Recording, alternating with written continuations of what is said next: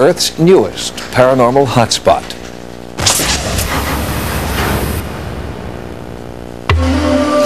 Ruwa is a small agricultural community in Zimbabwe's bush country, now the focus of UFO research because sightings are definitely on the rise in this part of Africa. The sightings have increased. It has now come to the stage that I do not think a day goes by without some sighting.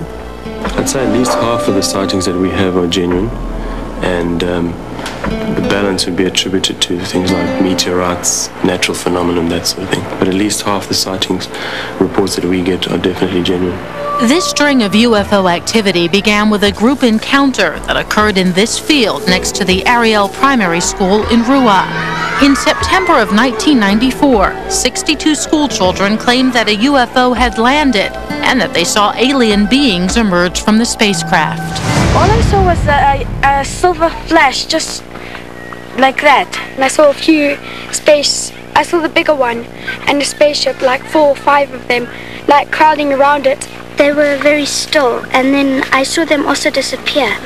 They went about a meter off the ground and then they just vanished. We ran down to the teachers and we went into the office and we started telling the teachers, and then they said maybe there's nothing. But the children started drawing pictures, creating in pencil and crayon a disturbing portrait of extraterrestrial contact.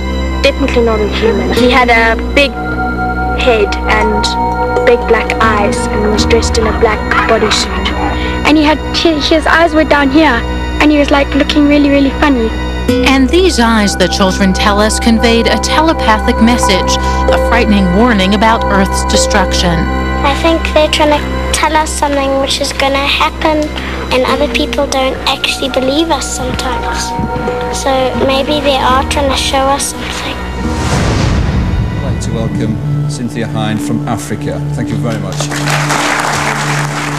No one knows the story of the Ruwa group sighting better than researcher Cynthia Hind. At a recent international UFO Congress in England, Hind held ufologists spellbound with the stories of the Ruwa schoolchildren. I believe them. I believe they saw what they said they saw. Small details that I saw in the drawings, which were incredible. Hind is a respected African journalist who covered the Ruwa encounter for the BBC. What she finds most convincing about the story is the fact that not one of the 62 children has changed his or her version of what happened since the event first occurred in 1994. This despite the community's strict punishment for lying. Well, I'll tell you one thing. They're afraid of the headmaster. There's no doubt about it at all. He's one of the people that still cane children if they're naughty. Says he believes in discipline. And he said, I'm not a believer, but he said, I can tell you one thing, the children would never lie to me. But not everyone who studied the Ruwa group sighting believes the children's story. It's not a question of whether they're lying or not, okay? It's a question of their distinction between reality and not reality may not be as sharp as that of an older kid or an adult person. Professor John Saliba teaches comparative religion and has researched many claims of extraterrestrial contact, discounting them all. Another thing which kind of struck me is, here are these craft coming down, presumably making lots of noise, and none of the adults ventured out to see why there's such a noise taking place. We were all actually in the middle of a staff meeting in the staff room, so there was no teacher actually outside at that point in time. They must have been discussing some very important topics at the meeting they were having.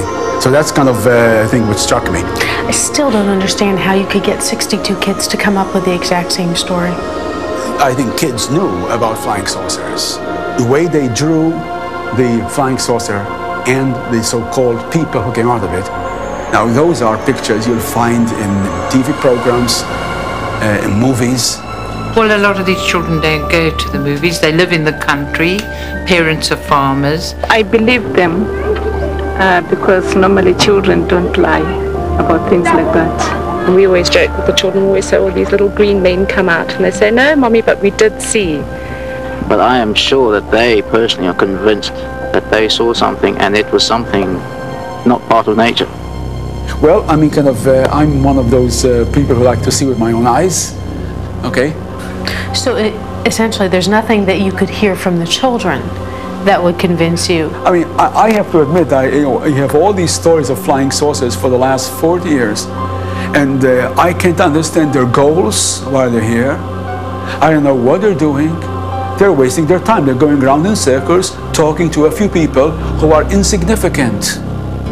But Hein does not view the children or the events that they claim to have witnessed as insignificant. Her proof is a question that haunts everyone who has investigated the Rua sightings. Why would 62 children lie?